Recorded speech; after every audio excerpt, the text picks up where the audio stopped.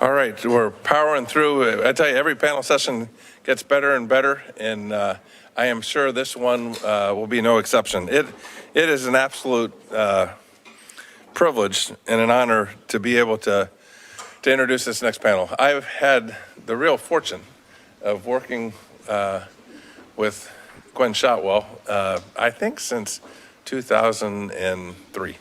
Yep, 2003. So I'm 21 years, higher math. I'm a Clemson major, ran out of fingers. But I will tell you, an incredible leader, an incredible person, a leader that helped build a company, but more than that, helped really change the domain of space by reducing the barriers to entry into space, has really enabled what we all enjoy working in, and it's really, really thriving. I can't think of a better person to be here to share some thoughts on her perspective.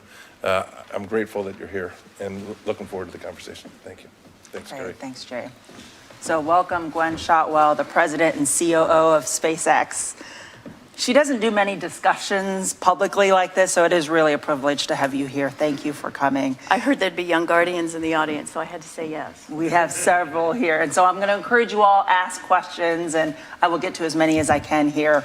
I first met Gwynne, I want to say back in the 2007-2008 timeframe when I was a congressional staffer, and I remember visiting the Hawthorne facility, and you personally gave us a tour, and we stopped through each step of the development and manufacturing process of the Falcon rocket, and you briefed it to such a detail. I mean, I thought I was an aerospace engineer, but you were way beyond me, and I just remember that really stuck with me. She has guided stunning successes and growth in commercial launch, commercial human spaceflight, now landing a 230-foot, over 600,000-pound super heavy booster and chopsticks. And I know we'll talk more about that. Gwynne has received numerous awards, and I'll say not just Forbes and Fortune, but what I really like is hardcore engineering awards as well. And you are very passionate about engaging on STEM issues and with the next generation. So that's why I'm so pleased we have so many young folks here today. So I thought I'd start, when we met, again, 15 years ago or so, I want to start on your journey. SpaceX was starting to get attention. You had had your first successful launch of Falcon 1. You were developing Falcon 9, really high cadence of test activity. Do you mind start by reflecting on what attracted to you to SpaceX in the first place, and a bit of the arc of your journey with SpaceX to the present day? Sure. So I'd been in the industry for roughly 15 years when I met with Elon and thought about the opportunity. And I started out very starry-eyed, and space is super cool. Even though in general I'm a car person, as a person growing up, I was more interested in cars than space, but that flipped a little bit later on. But I was really kind of disappointed with the pace of execution and the pace of technology and innovation after those 15 years. And I thought, this isn't very vibrant. It doesn't feel super exciting to me. And so when I met with Elon, I said, this will be my last job in this industry. Either I'm going to stay there till I retire, or space is going to continue down what I thought was the path of boredom and constipation, and then I'll just go be a barista or sell real estate or something.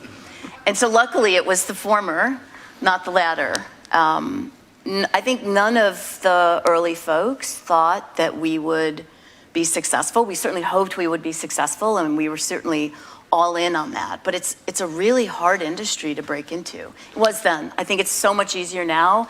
And by the way, that's what makes this industry very vibrant, because the barriers to entry have been lowered. They're still high, but the barriers to entry have been lowered because of the work that we've done and others as well. And so now you get like bright-eyed, starry-eyed entrepreneurs and startups in this space that just did not exist. Like I think space, I guess orbital sciences was, a start, at that 25 years ago was probably a startup, and maybe there was another few, but not like today. And so, so you asked about the trajectory. So, we bunch of goobers sitting in a small building in El Segundo trying to figure out how to build rockets. and suffered failures, of course, but if you're starting from a clean sheet design, we certainly didn't start from nothing, right? Because we had decades of history to look at and evaluate and pick and choose kind of the technology paths we wanted to take. But you start with a clean sheet design and you're gonna have a ton of failures. And we had our share for sure with the Falcon 1 program. But after the third flight of Falcon 1, when we got the video and I saw what happened, I was like, okay, we got this. I know we know what happened. We're gonna get back to flight, and we had another vehicle in Kwajalein, because we had to fly from Kwaj. We had another vehicle in Kwajalein to fly, and I think 6 or 8 weeks later, we flew and got Falcon 1 to orbit successfully. So that was amazing. So that was 2008, like September 2008. And then in 2010, we flew Falcon 9 successfully for the first time. I think it was June 2010. And in the meantime, we were working on the Dragon program. NASA started this extraordinary program, started the groundwork in 2005. We were actually a Space Act Award winner in 2006 for the Dragon program. And so we hadn't gotten to orbit yet on Falcon 1. We got to orbit in 2008. The Commercial Orbital Transportation Services, that COTS Space Act agreement that we did with NASA, was really to do test flights of Falcon 9 as we developed that vehicle, and to do some test flights of Dragon. And so in 2010, we flew a version of Dragon, and then in 2012, we actually got Dragon attached, birthed, for jargon sake, attached to the International Space Station with cargo. And then so Falcon 1, Falcon 9, Dragon, and everyone said, they're not gonna make it. They're never gonna get to orbit. Took us a little bit, we stumbled, but we got there. Well, they'll never get a real rocket to orbit. Did that in 2010. Oh, they'll never touch the space station. We did that in 2012. We landed a rocket in 2015, flew a heavy in 2018. I think it was 2018, 17, 18. Wow, I'm old. And then Starship last year. So you kind of see the technology spin, and certainly the rockets get bigger with age. That part's nice. And then catching Starship in the arms this past few months was really extraordinary. Like that was kind of the moment, actually. The landing the rocket in 2015 was at that day, that night when we landed that first stage. It was an Orbcom mission, actually. And then I knew we were set. That, who didn't predict we would do as well as we had, but we landed the rocket. I knew we would get reusability working, and I felt very comfortable that the company's gonna do just fine.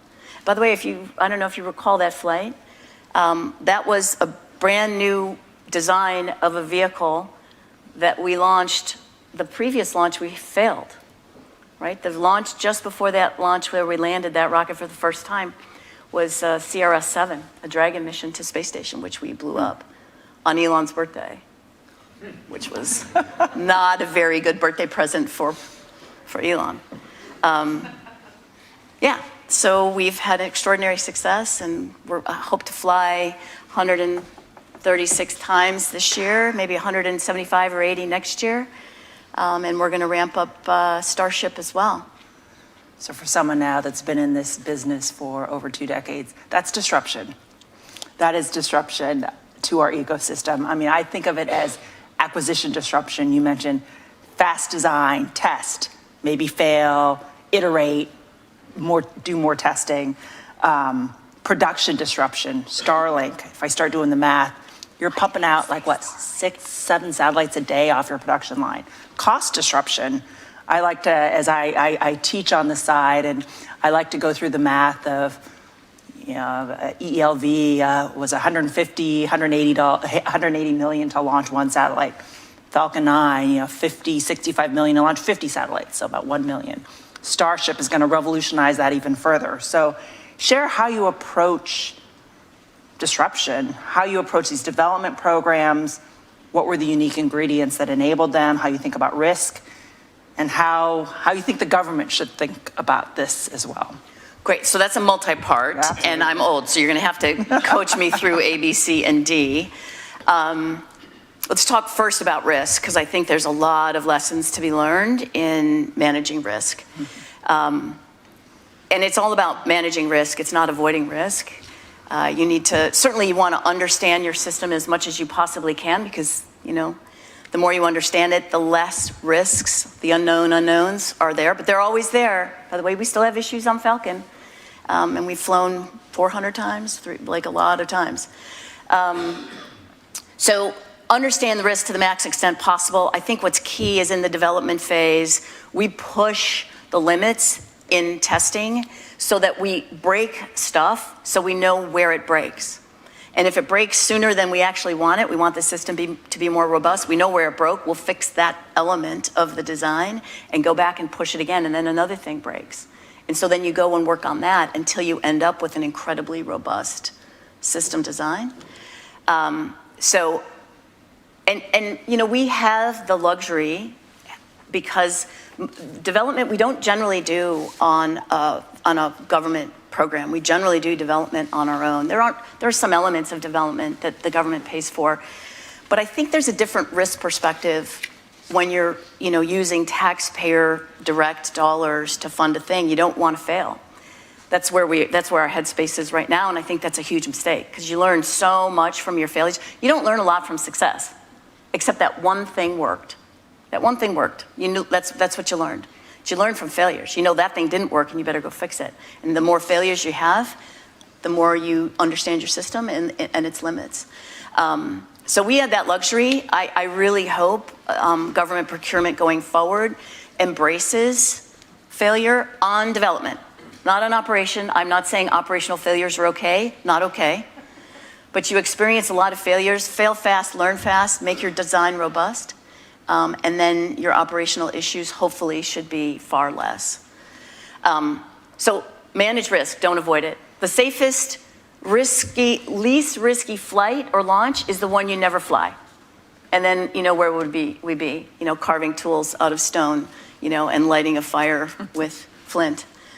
So I think failure is a really incredibly important part of the development phase.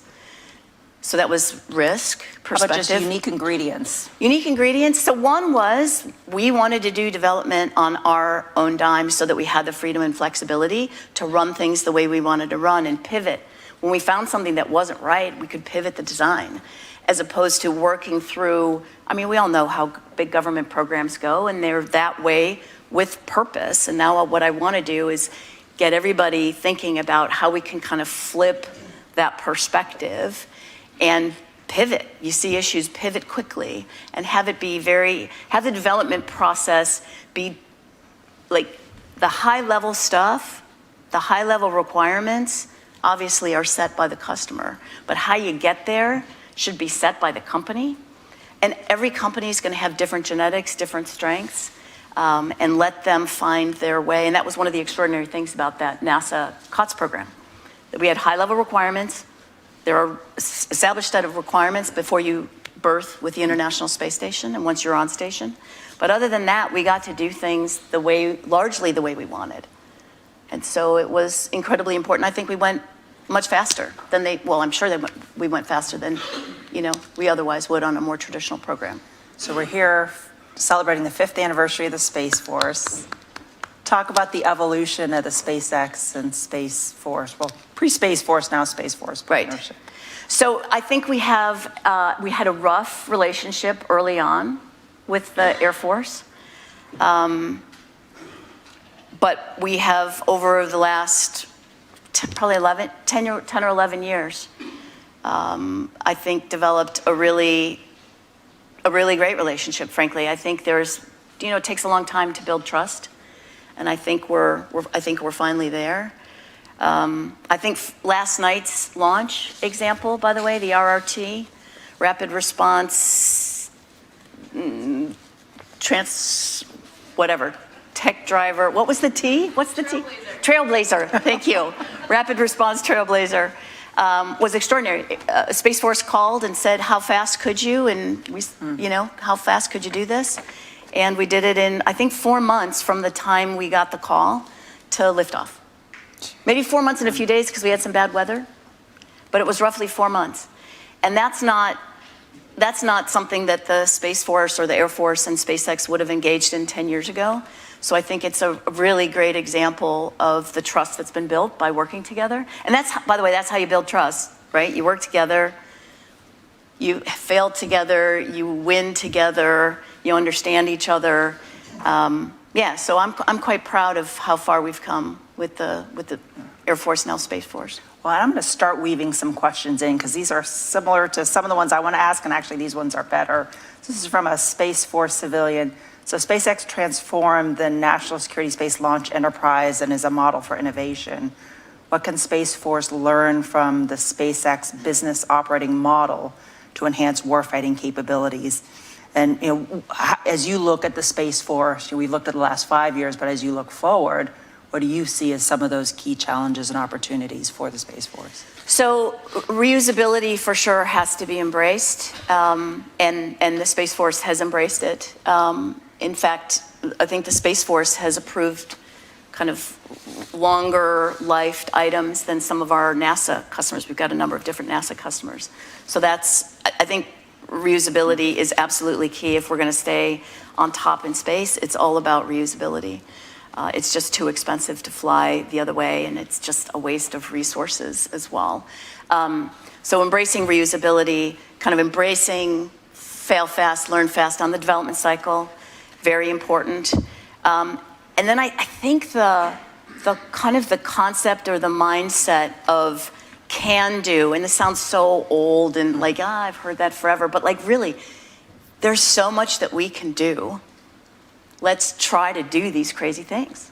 And last night's launch, Trailblazer, was a great example of that. We've been pushing, not necessarily Space Force, but other government organizations to try to do this exact thing. And, we don't want to fail, I don't know how useful it is. Well, I think we all understand now that the utility in rapid launch, right? And it doesn't have to be rapid tiny launch. Rapid tiny launch is good, but rapid big launch is really important too. That's a great point. We talked, SpaceX was once the new kid on the block and was trying to get its way or get into an existing competitive arena. Now you're in the dominant positions as others are seeking to compete in launch.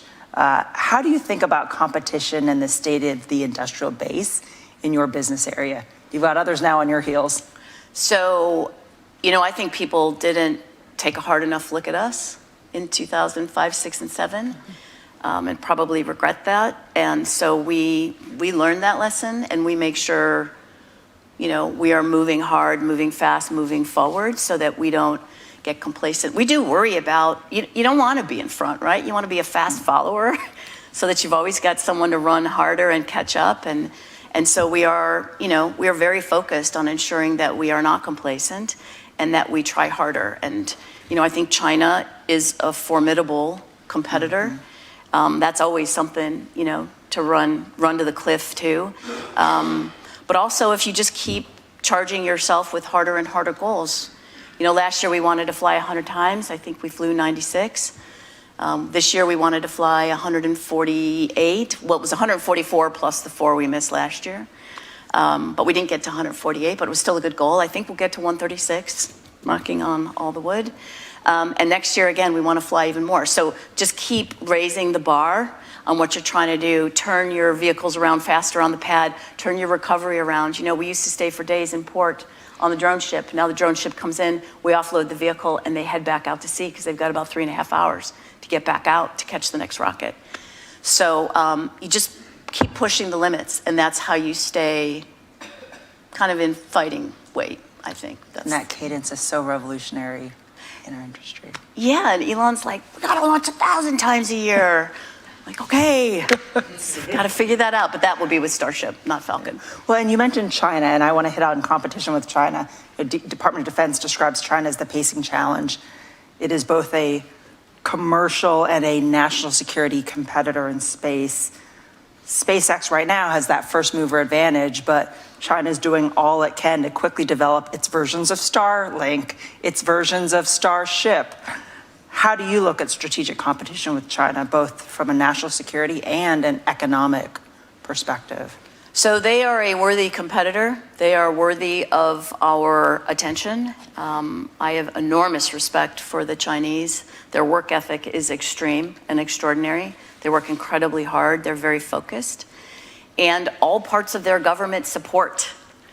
You know, I don't think the bureaucracy in China holds back space launch. And so I do think we need to rethink, you know, very quickly the regulatory regime for space launch and space comms and other space capability to make sure that regulation, which is important, by the way, I'm not saying no regulation. Regulation is important. But regulation needs to keep up with technology. And I think that's going to be incredibly important. And I mean, I never hear Chinese companies complaining about Chinese regulatory regime, right? I think it's quite the opposite, right? I think the government is incredibly helpful to push those technologies forward fast. So I think that's a lesson that we need to learn as well. From President Xi on down to the local level. Well, and we've spent a lot of time today just talking about how much the space security environment has changed, the growing threats from China, Russia, and others.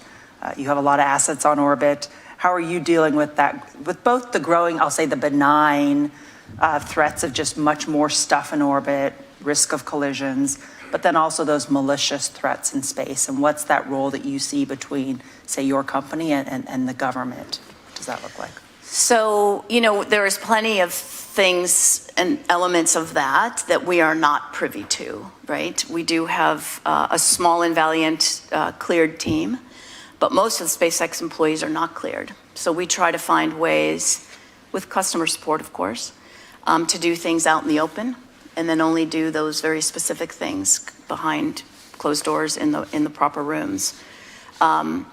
So there are lots of features of Starlink that I think, you know, are quite helpful if you were to think about space being a contested place. And it's not just the numbers. I think there are some elements of the technology that could be quite useful to survive. Numbers help as well. If there were to be kinetic style events, but you don't want to crap up the environment for everybody, right? Even if you're not even talking about space in a contested way. You know, we want to operate in space. We have a ton of assets in space. There are people in space. Chinese space station, our international space station. So you want to make sure space stays, you know, clean and sustainable. So from that perspective, I really think communication is key, and that sounds like a little dumb. Like, what do you mean communication? Like, when we fly into an orbit, we let the FAA know and we let other people know we're going to that orbit, we're going to drop off in that spot. Not everybody provides that same information. And if you don't know where things are getting dropped off, then you don't know how to predict whether there's a collision or not and whether you need to move out of the way. So I think the most important thing to do with respect to avoiding unintentional collisions is to ensure that there is a regulatory framework that demands that you tell where you're going. Or there's someone, if it's a classified situation, there's someone that has the tickets, knows where that is, and has access to the orbit propagation to know that there might be a collision. Well, and then as China says, okay, I see you, Starlink, I'm going to raise you by 3 or 4. You know, we've heard they've got 3 constellations in the work here.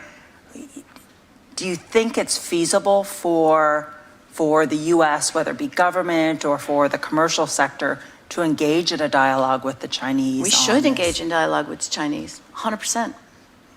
Yeah. Yeah, on deconfliction rules, yes. Et cetera. Yes. Et cetera. Yeah.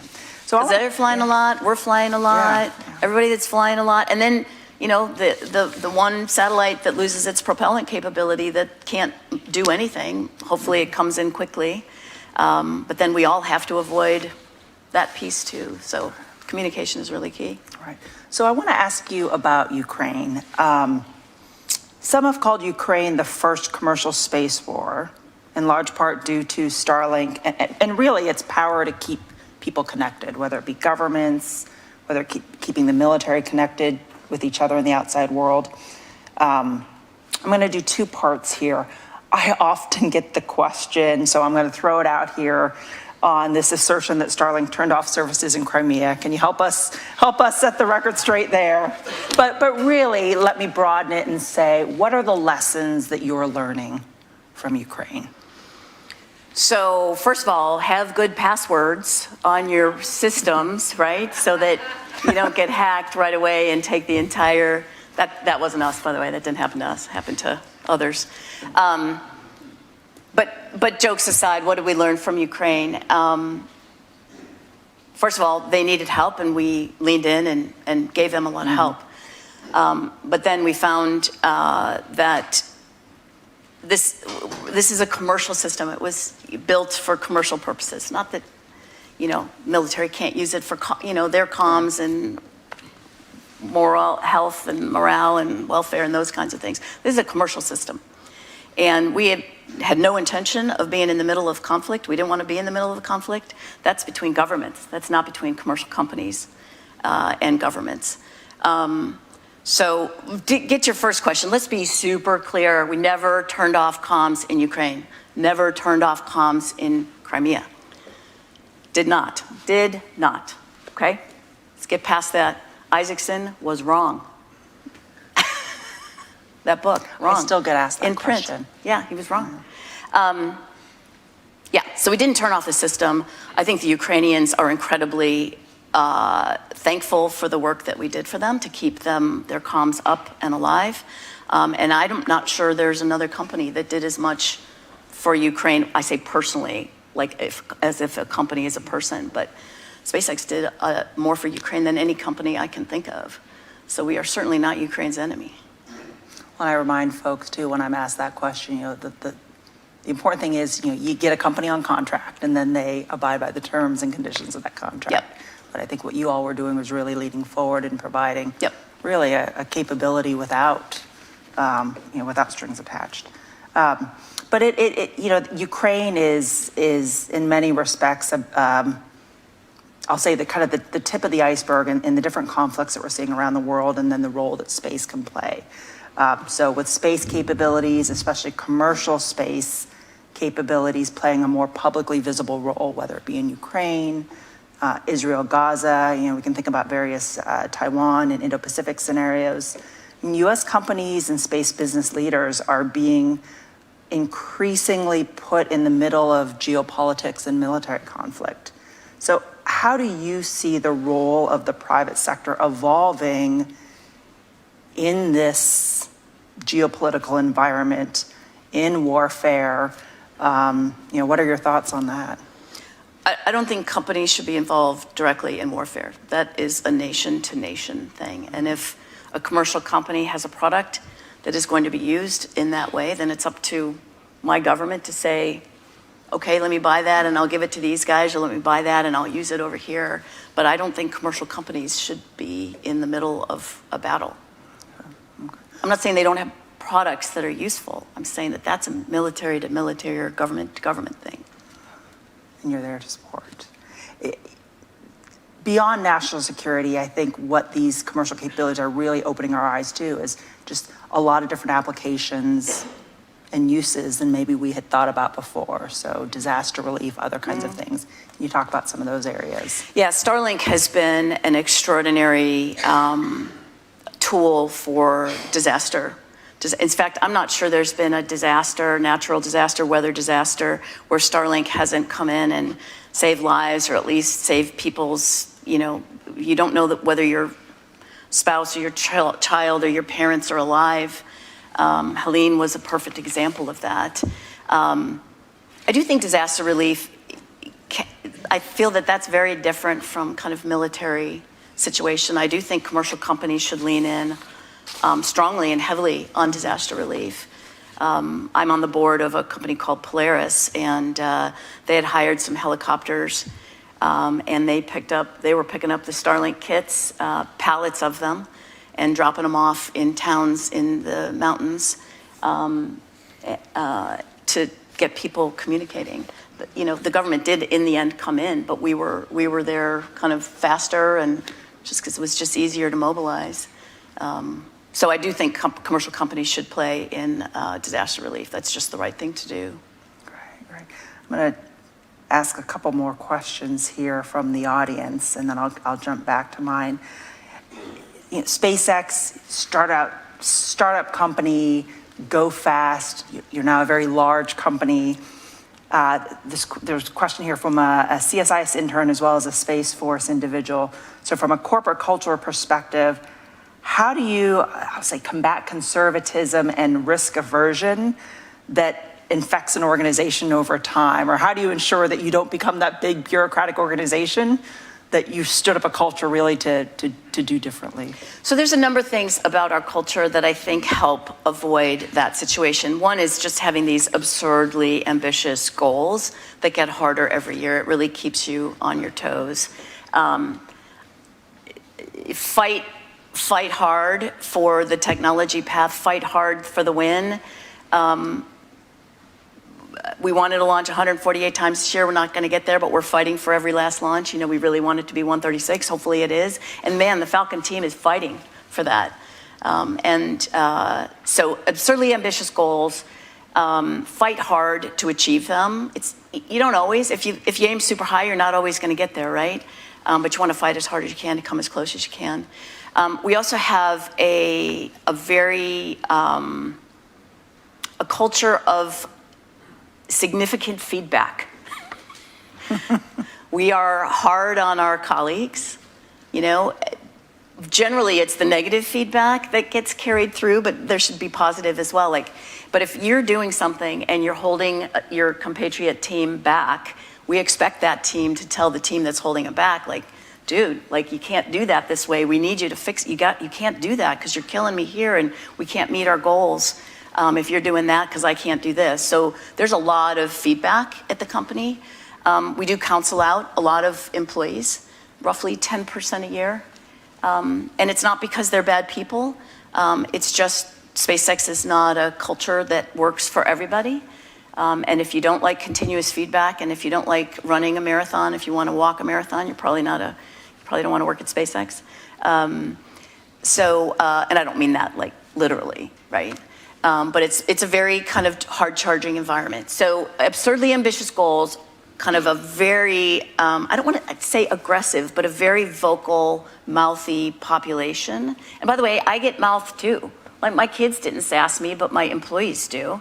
And they need to, right? Because if I'm doing something stupid, they need to tell me so that I don't do stupid stuff. Because we're all trying to move in the same direction. I also think, even though we're doing a million things, we all understand the building blocks and where we're going with all these pieces. You know, so I think everybody understands the mission and the vision and where we're headed. I also think we have a very strong focus on doing the right thing for the customer, even if the customer doesn't know what they want.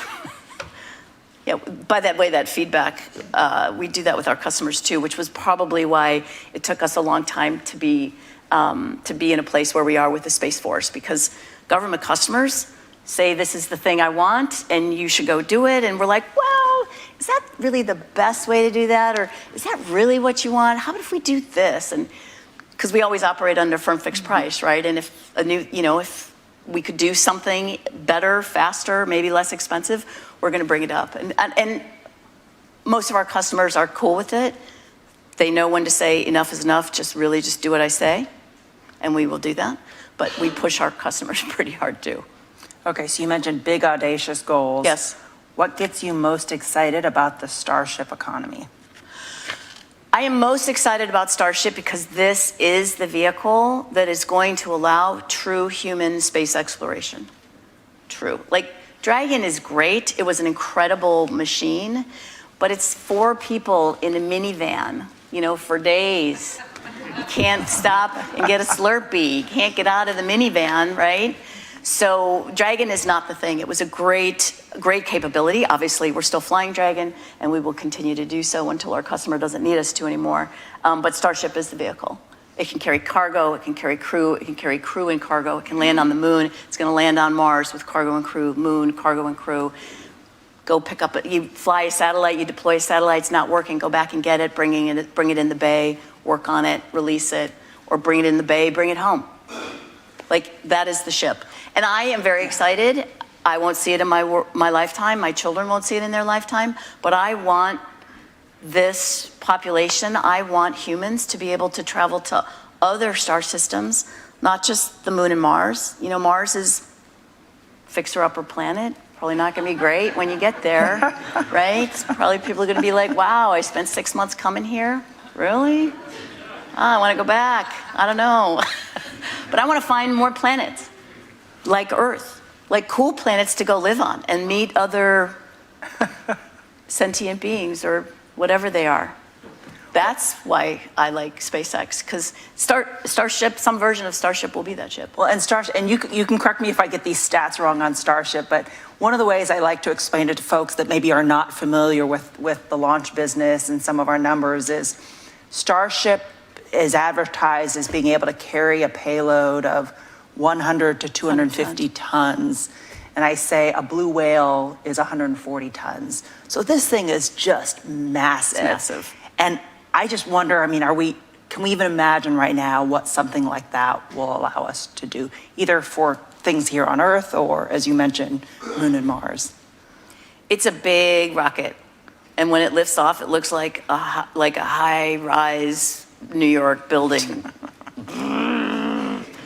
So it's pretty crazy. And they'll get bigger. The ships will get bigger. Amazing. So I themed this fireside chat Inventing the Future. It was the title of a discussion that Elon had in 2013 in Los Angeles. It was the subtitle of a book about him. But I thought that it perfectly captured what SpaceX is achieving and aims to achieve. So I'm also going to ask you the broad question, what does inventing the future look like to you? So the future, we see the future in books, if you visualize while you're reading, and movies. And it feels like SpaceX and the other organizations that are doing stuff like us are making that a reality. So maybe the movie writers and producers invented it, but we're going to go make it real. And that's what I think is really just so cool. So a question from TJ here. What metric is the most important in measuring SpaceX's successes and failures? We have a number of metrics. Tons to orbit, annual tons to orbit, for sure. I think we'll do 90% of all mass to orbit this year will be flown on a SpaceX vehicle. Which is pretty great. So mass to orbit is for sure. Cadence of launch to launch. In fact, are we going to fly the SES mission? If we lift off in a few minutes, I left my phone back there, we'll fly 3 vehicles in less than 20 hours and land a Dragon. We did that earlier today. So cadence. So mass to orbit, cadence. Number of customers, number of users, less customers, more users actually of the Starlink system. You know, when you build a constellation 7,000 strong, you want people to use it, right? It's like a utility. And the more people we can connect, we do believe that that is a path to a better world, certainly from an economic perspective, but also kind of a consciousness perspective. People need to know what's going on in the world, and I think Starlink is a real tool to help make that work. Another question, what role should the government and or Space Force play in supporting commercial human spaceflight missions? So, you know, the human spaceflight ecosystem is, from my perspective, both commercial and government, right? Government wants to fly people in space, I would think. The government wants to fly people in space. And there are, you know, regular people that want to fly in space as well. Excuse me. And it makes no sense to have 2 separate infrastructures. That is one of those areas that I feel like it should definitely be, you know, kind of an all of nation sort of situation. Yes, commercial people can fly in space, and the more we do it, the cheaper it will be, the more people will be able to have that experience. But I also think it's very important for NASA, both from the research perspective and Space Force from a military perspective, to have people flying. I mean, that's what Guardians are for, right? How do you look at the burgeoning commercial space landscape? Not just launch and communications, but other areas that we're seeing. We had Leo Labs in earlier, commercial SSA, a lot of companies doing remote sensing. There was a question here on on-orbit servicing. What do you look at as that? And is that even an area SpaceX might look at getting into? So all wanting to emulate your SpaceX's success. So how do you look at this burgeoning landscape, and then what role should the U.S. government play in promoting these commercial capabilities? So the government should do the really hard things that don't have an immediate commercial benefit, right? Because companies are like a company, you have to have business, right? You have to make money. If you don't make enough money to cover your costs, you don't have a company, right? So the government really needs to do the things where there's no immediate commercial benefit when it's like a full government program. However, I think what NASA has started, and the Space Force now as well, is that seeding these great ideas, these great commercial ideas, really fast forwards technology in space. It's a domain that we want to be in from a government perspective. There's always utility for the government as well as on the commercial side. So the government really should seed where there is a commercial benefit, that they see a commercial benefit, fund when there is no immediate commercial benefit, like fundamental research, right? Deep research. That's hard for commercial companies to do, because I don't know how much money you can make doing that. Make any money. So seeding these businesses, I think, is incredibly important. I don't think the government should be in the business of sustaining these businesses, right? I think once you get your seed, you fail or you succeed, and then you have to stand up and be a business. Not that the government can't be a customer, of course, but I think the era of subsidies, to keep competition or whatever, I think should be gone. Subsidies are to keep a loser organization going. Seed is to build winners. Okay, I have two more questions for you. As you look out into the future here, what are those technology trends or game changers that really excite you? So nuclear propulsion, for sure. Like you can't go beyond, like you can't carry enough chemicals, and I don't know that you can gather up. I don't know if you can like scram rocket engine, like you can scramjet or ramjet air engines, air breathers. So nuclear propulsion, whether it's nuclear thermal, nuclear electric, is key. You can't leave the solar system with chemical. You can if it's a tiny thing, but if you're really moving people, thousands of people, to other star systems, you can't do chemical. And as soon as you leave the solar system, you don't have sun photovoltaics, right? So you need nukes. So I think nuclear propulsion is really the key to really opening up space exploration. Till then, we can use sun, you can use chemical, but nuclear is really key. We even have startups in that area now, too. Yes, there are startups. Yeah. Fission and fusion. Okay, my last question here. We have several next generation folks in the audience online, and then our last panel today, immediately after us, are young guardians and civilians. What do you want them thinking about? And how do we convince them to work and stay in our field? I can't think of a more exciting field, actually. I mean, nuclear energy is pretty exciting, in my opinion, but I'm kind of a nerd. I'm a nuclear nerd, but like this is from my perspective, this is the future. Exploring space, living in space, working in space, going further in space, that is the future. Not because we're giving up on planet Earth, by the way. Please don't think that I don't care deeply about that. I do. I own a ranch, right? And the effects of climate change are extreme, and you see it. We have, oak trees that are hundreds of years old that are dying. It's heartbreaking. But I also think you learn and you change your perspective about planet Earth when you're out exploring the stars, right? It still feels like home. Pretty good sales pitch. Well, we have run out of time. Gwynne, I want to thank you so much for joining us today. I mean, what you all are doing it really is inventing the future, and the technical, operational, business skills that you bring to really our nation's security is phenomenal. So thank you for Kari. everything that you're doing. Thank you. All right. Thank you.